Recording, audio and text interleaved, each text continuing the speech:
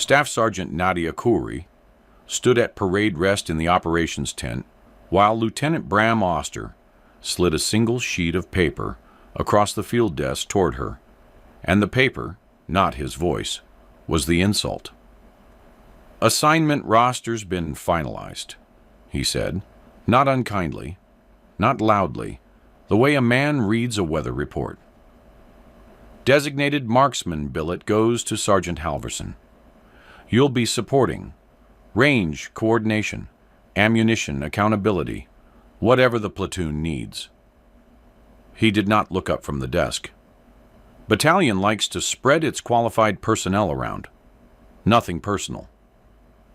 On the roster, her name sat in a support column, her primary weapon reassigned to a man who shot 2 inches wider than she did at half the distance, and the reassignment carried Major Fox initials at the bottom, clean and official and final. There was a clerk in the corner and a radio operator at the net, and both of them had stopped pretending not to listen. Nadia did not argue. She did not reach for the paper. Her eyes moved down the page once, reading the signatures, the routing, the quiet machinery of a decision made about her in a room she had never been invited into. Her hands stayed at the seams of her trousers. Her breathing did not change. She already knew something Bram Oster did not. Something he would spend the rest of his life trying to forget.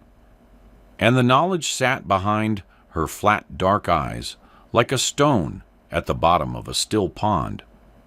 "Before I take you back to how a woman who'd been quietly paperworked off the firing line ended up the only thing standing between 40 soldiers and a ridgeline full of fighters who wanted them dead. Subscribe, drop your city in the comments. I want to see how far this story travels, and stay with me because there is a moment later when the most controlled man on that base has to key a radio and beg, and his voice breaks doing it. You will want to be here for that." Rewind 11 days.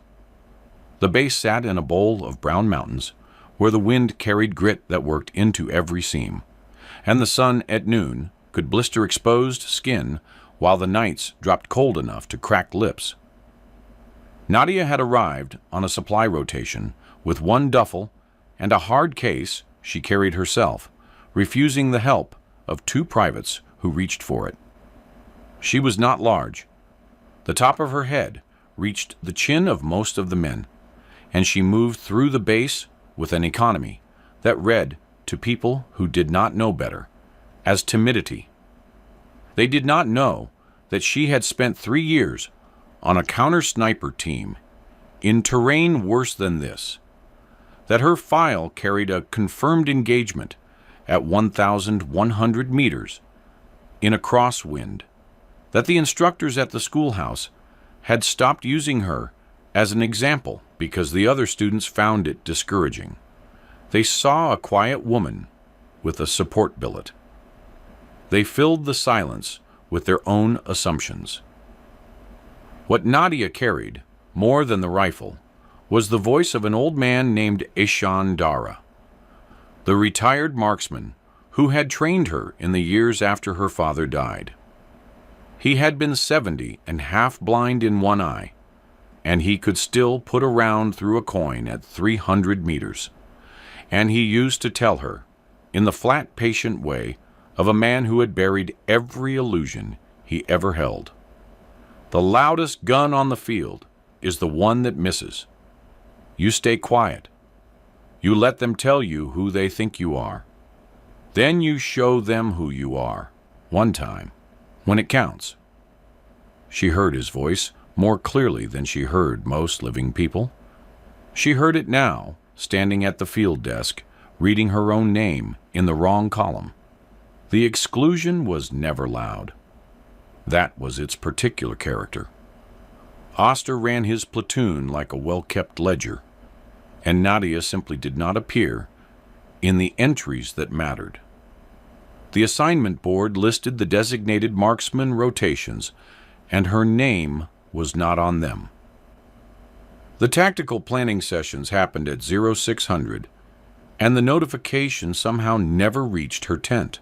When she raised the discrepancy in her file, the qualification scores, the counter-sniper time, Oster listened with perfect courtesy and said the billet was filled, and Battalion didn't like to relitigate finalized assignments, and he thanked her for her flexibility, and that was the end of it. There was nothing to push against. He never raised his voice. He never said she couldn't shoot. He just built a structure with no door she was allowed to walk through. And he did it in writing, where it looked like procedure instead of contempt. But there was one person who looked past the paperwork.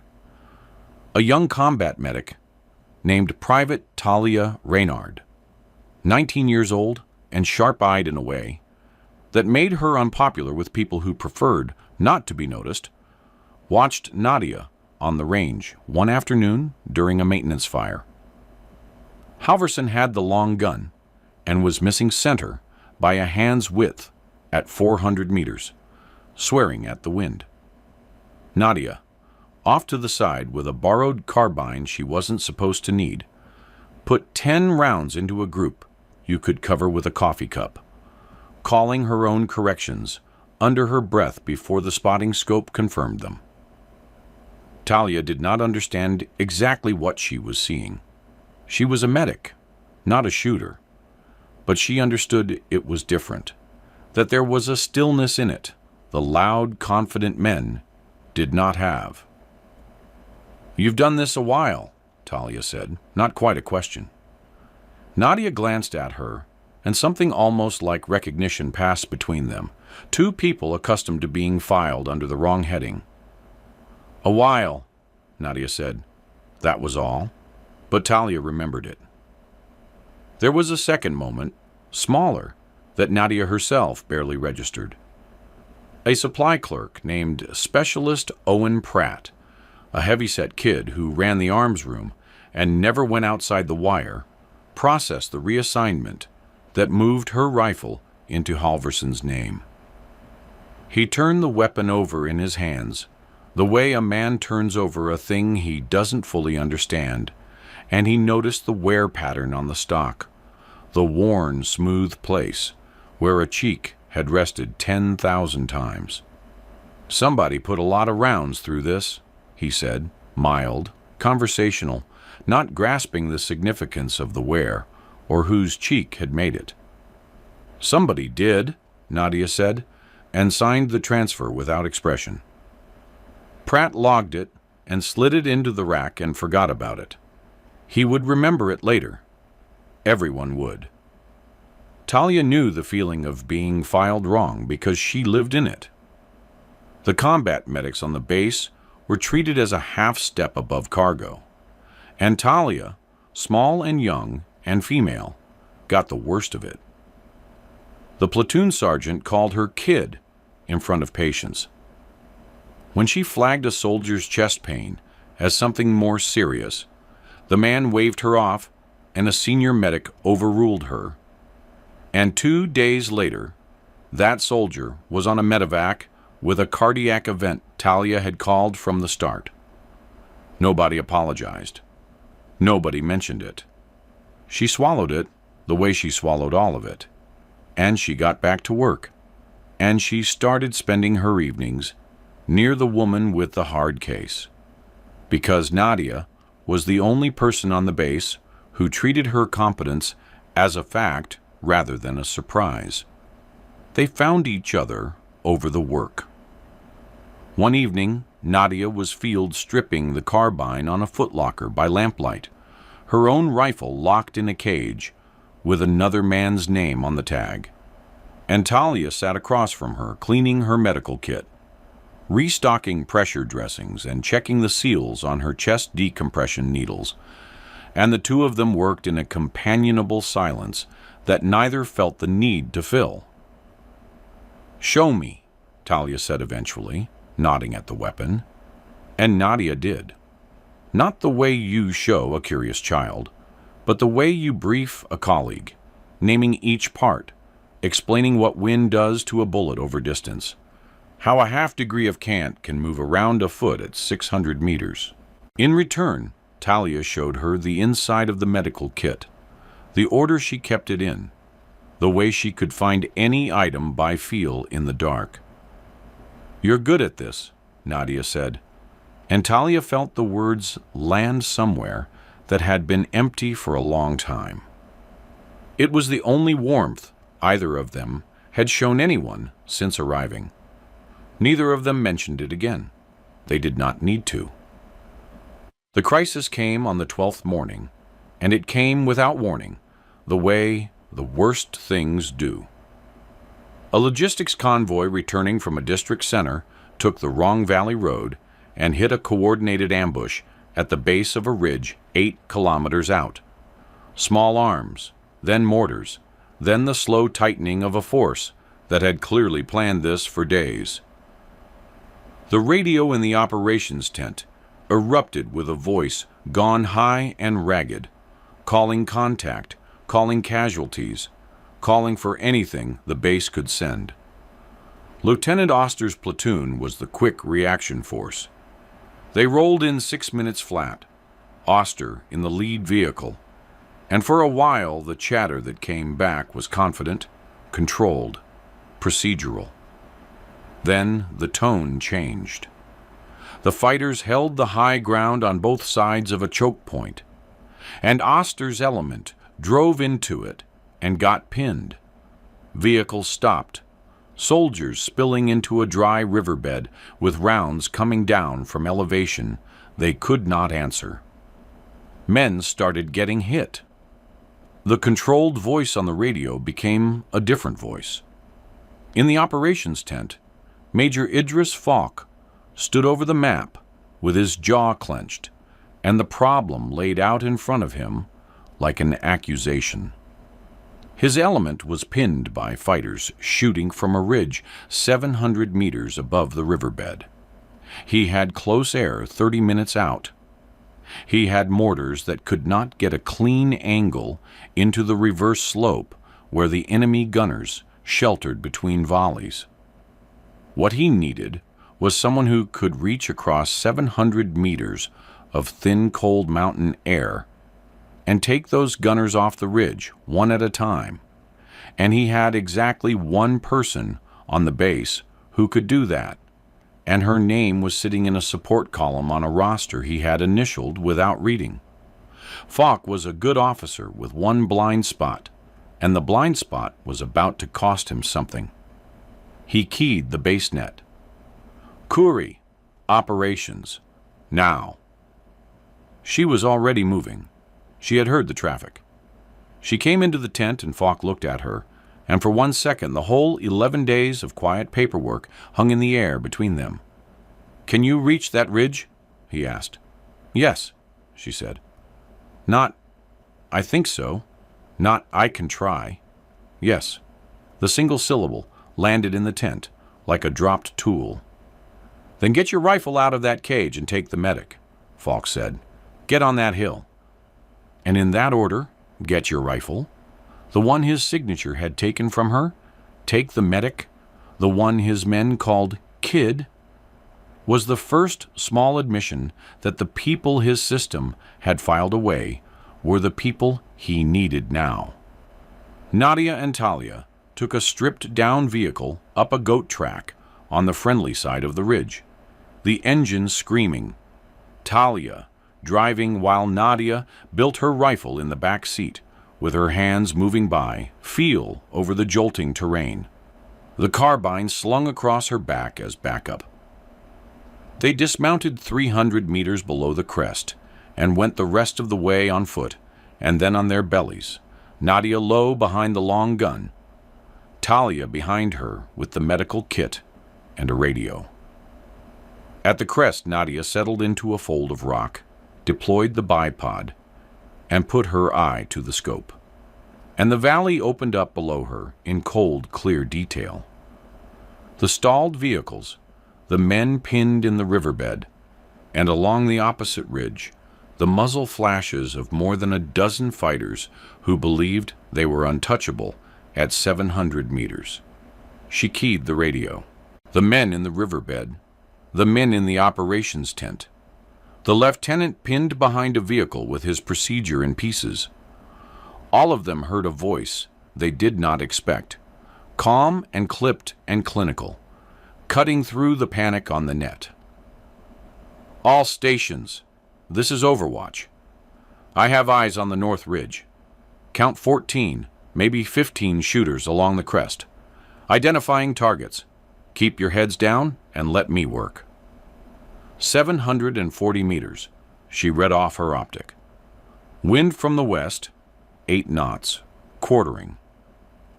She dialed her elevation, settled her breathing into the long, slow rhythm Eshan had drilled into her, and on the natural pause at the bottom of an exhale, she pressed the trigger. The first round crossed the valley in just under a second. The report rolled out behind it, a deep, flat crack that bounced between the ridges, and 740 meters away, a fighter who had been firing down into the riverbed simply folded over his weapon and did not move again. That was one. The men in the riverbed felt the change before they understood it. One enemy gun had gone silent. Then Nadia shifted 4 degrees, found the next muzzle flash, read the wind, and fired again. And the second gun went silent too. 2. The brass casings tumbled onto the rock beside her with small, bright sounds, tink and roll, the only delicate noise in a valley full of murder.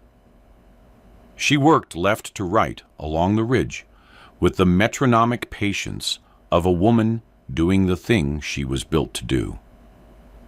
Talia lay beside her with her eye to the spotting scope, calling what she saw in the flat shorthand Nadia had taught her over those quiet evenings. Splash low, at a half, and Nadia trusted it, adjusted, fired. The count climbed, and the listener could hear it climb. 3.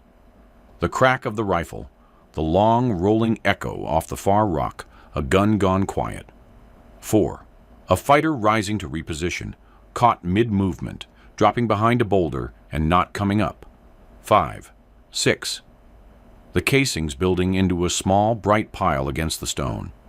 7. Talia breathed, and there was wonder in it now.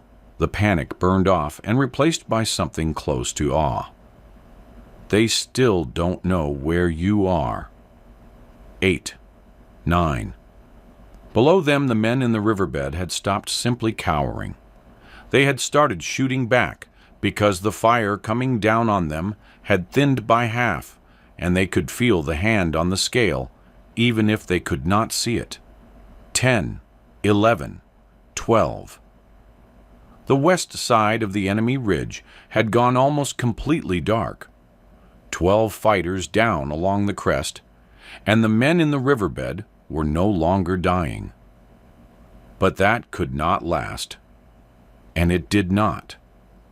As the 12th fighter dropped, one beside him survived the round that should have killed him, took it through the shoulder instead of the chest, and screamed a direction across the valley, his arm flung toward the friendly ridge.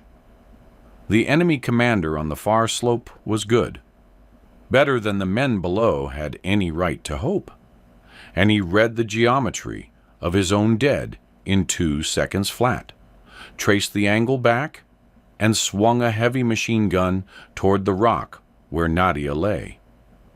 The first burst came in high, and Nadia felt the pressure change before she heard the rounds, the air itself seeming to flinch, a hard, fast shove against her eardrums as a string of heavy fire passed close overhead. Then the gunner walked it down. The sound changed entirely. The single sharp cracks of the rifles were gone, replaced by the deep hammering thud of the heavy gun, a sound she felt in her sternum, in the rock under her ribs, in her teeth. Rounds began striking around her, and each impact had its own voice, the flat smack of lead into packed earth, the high screaming whine of a ricochet skating off stone, the spray of rock chips that stung her cheek like driven sand. A round struck the rock 6 inches from her left elbow and blew grit into her left eye, and the eye flooded, and her vision went to water and fire. And still she did not move. She did not flinch. She pressed her cheek to the stock and breathed, because flinching meant losing the shot, and losing the shot meant the men in the riverbed died, and the math of that was simpler than fear.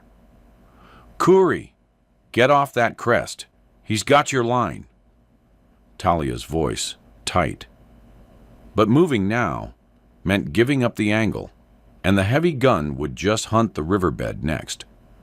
Through the watering eye, Nadia found the strobing pulse of the muzzle flash. She could not see the gunner. She did not need to. She read the wind off the dust his own weapon was kicking up, a long, pale smear drifting left, a gift he was giving her without knowing it. She held into the center of the flash. She breathed out. She fired. The heavy gun stopped mid-burst, the hammering cut off so abruptly that the silence rang. 13. Her hands were steady. Her eye was still streaming. "Talia, left, now!" They slid 8 meters to a new fold of rock, low and fast, and a fresh burst from a second gun chewed up the exact spot they had abandoned, rock dust fountaining where their bodies had been a heartbeat before. And in the seconds it took them to move, Nadia was off the net, head down, no transmissions, just survival. And that was when the dread started to build below. Because in the riverbed, Lieutenant Bram Oster had heard the heavy gun open up on the friendly ridge, had heard her calm voice cut off mid-engagement, and had watched the fire that had been keeping his men alive simply stop. He keyed the radio. "Overwatch, this is 6. Are you there?" Nothing. Wind on the open channel. He tried again, and the procedural calm he had built his whole career on was gone from his voice. "Overwatch, are you there? Koori, come back." Static. 3 seconds of it, then 4. An eternity in a firefight. And every man in that riverbed who had stopped to listen understood what the silence might mean. That the one gun that had changed everything was off the ridge. That the small, quiet woman they had filed into a support column was lying dead in the rocks. That they were alone again. Oster's voice cracked all the way open on the third call, stripped down to something that had no rank in it at all. "Overwatch, are you there? Nadia, answer me." And then, calm as still water, flat as a fact, her voice came back over the net. 6, this is Overwatch. I'm here, repositioned. Stand by." In the operations tent, Major Falk closed his eyes and exhaled. In the riverbed, a private beside Oster watched his lieutenant press the radio to his forehead for 1 second. Just one, before he got his face back under control. The man who ran his world in writing had just begged a woman over an open channel, and 40 men had heard him do it, and not one of them would ever forget the sound of it. Then the riverbed went wrong in a new way. A pocket of fighters that had worked down a side draw opened up on Oster's position from close range, 50 meters, danger close, an angle Nadia's ridge could barely see, and far too near for a bolt gun zeroed to 700. She did the math in a quarter second. The long gun was the wrong tool now. She let it lie on its bipod, rolled to her shoulder, and brought the carbine off her back in one motion, and the change in the engagement's whole character came through the sound. Gone was the deep, deliberate boom of the long rifle with its long pause between rounds, and in its place came the fast, flat bark of the carbine on semi-auto, a lighter, quicker, hungrier sound, round after round snapping out close together. She came up just enough to get eyes into the draw and went to work. 14, 15. The fighters were close enough now that she could see faces, and the work was uglier and faster and far more dangerous, her own cover thin, the advantage of distance gone. 16. A fighter rose with a rocket on his shoulder, aimed at Oster's vehicle, and she put 3 rounds into him before he could fire, and the launcher clattered down the rocks. 17. 18. The carbine ran dry, and she changed magazines without looking, eyes never leaving the draw, and dropped the last 2 as they tried to break for the vehicles. 19. 20. The draw went quiet. "East draw clear," she said. "You're good, 6. On the net, Oster did not answer for a moment. When he did, his voice was barely there. "Copy. Thank you, Overwatch." Then the wind shifted, and the last and worst problem arrived. She slid back to the long gun, because at the far end of the enemy ridge, at the very edge of the world, 3 fighters had repositioned to a notch in the rock, and one of them, a single shooter, with discipline the others had lacked, began engaging the friendly ridge with single-aimed shots, not spraying, aiming, and his rounds came closer each time, methodical, patient. Nadia ranged him, 1,010 meters, at the very edge of what the rifle and the cold, thin air and her own skill could promise. He was good. He was, she understood with the cold clarity that came over her at moments like this, the man who had organized the entire ambush, and he had read the whole battlefield and found the one gun that had beaten him. And now he meant to take it off the ridge. His first round struck 2 feet below her position and showered her with grit. His second struck 1 foot to her right. He was walking them in with the same patience she used, and she had perhaps one exchange before the third one found her. This was the hardest shot she had ever been asked to make, at the worst possible moment, with grit in her eye and her heart slamming against the rock, and a man who knew exactly what he was doing, settling his crosshairs onto her body.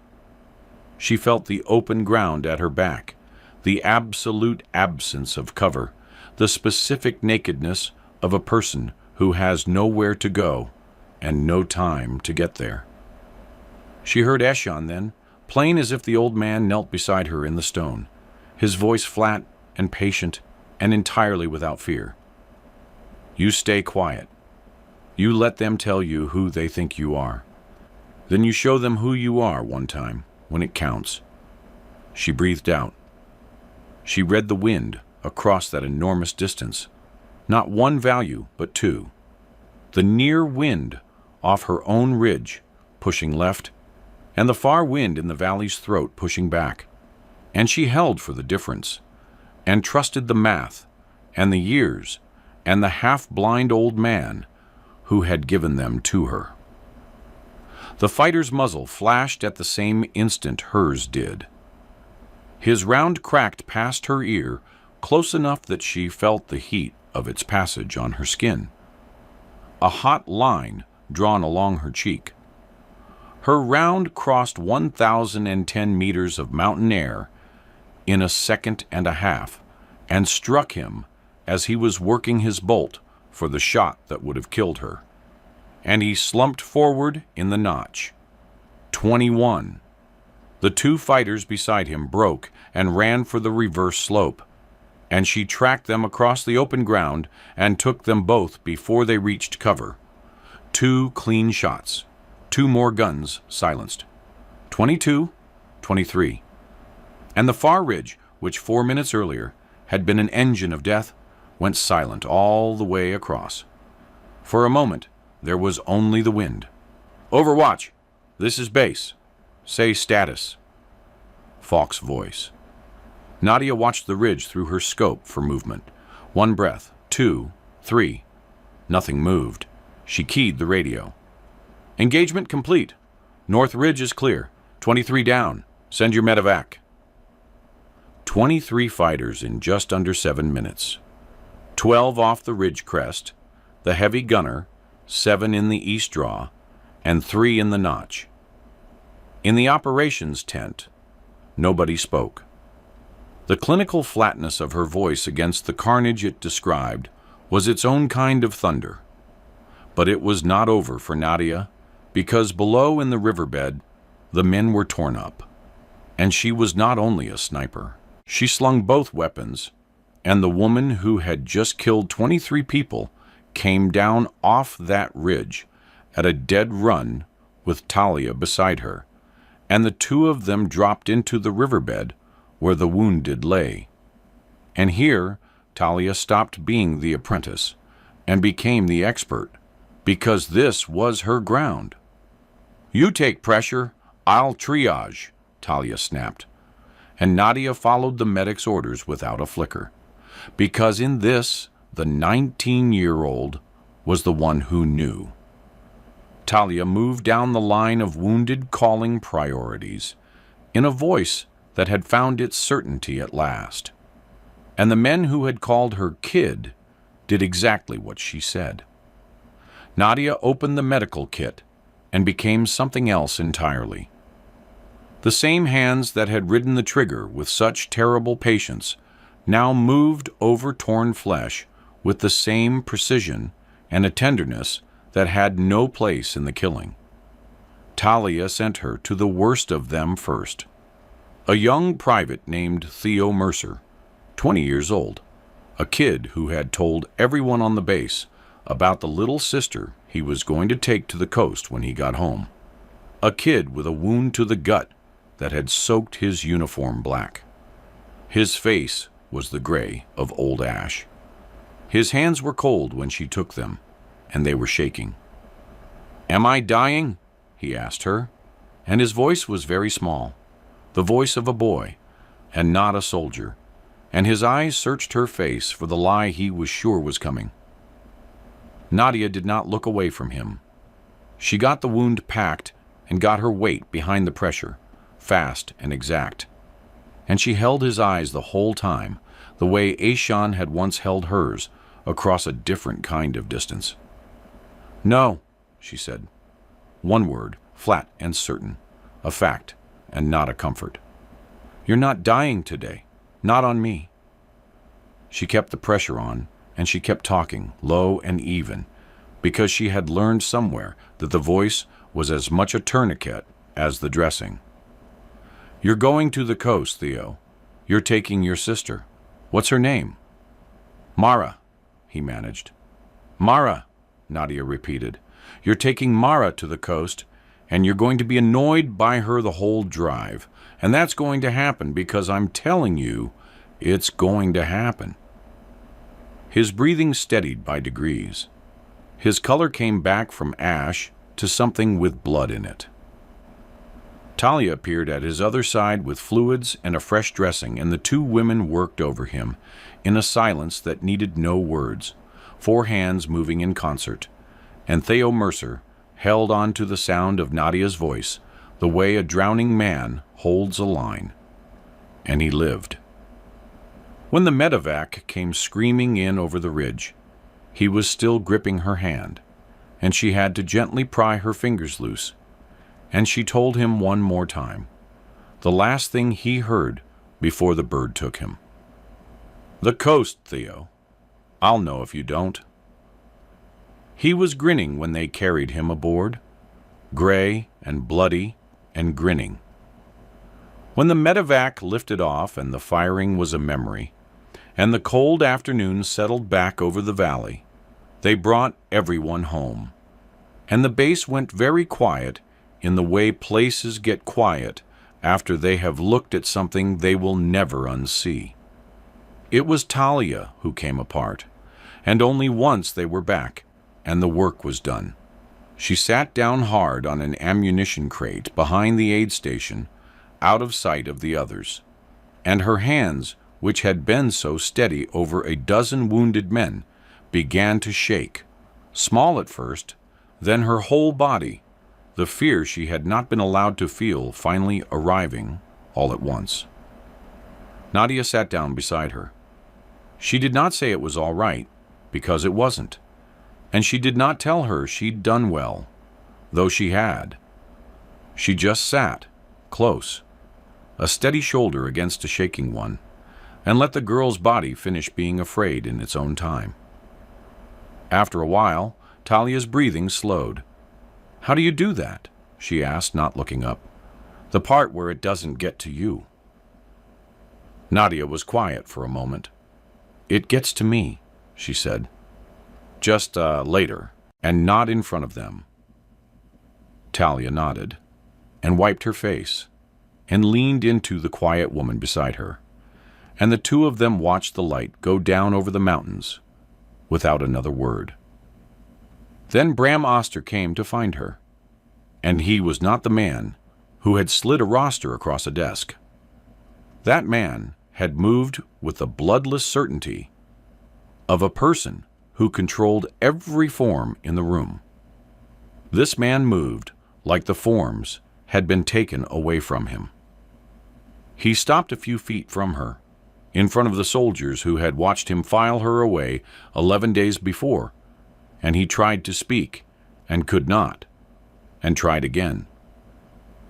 "I have to say something," he managed, and his voice, the controlled, procedural voice, came out cracked and small. "And I'm going to do it here, where everybody saw what I did before, because they should see this too." He stopped. His jaw worked. His hands, which had been so sure pushing paper, hung useless at his sides. "I didn't yell at you. I didn't call you names. I just signed you into a corner where you couldn't be what you are. And I told myself it was procedure. It was cleaner than cruelty. And it was the same thing." His voice broke fully now, and he forced the rest out. "I was wrong about something bigger than a roster. I was wrong about what's worth anything in a person. I had it backwards my whole life, and you put it right in 7 minutes, and I don't have a way to make that even." He did not ask her to forgive him. He stood there with it, stripped down to nothing, in front of all of them.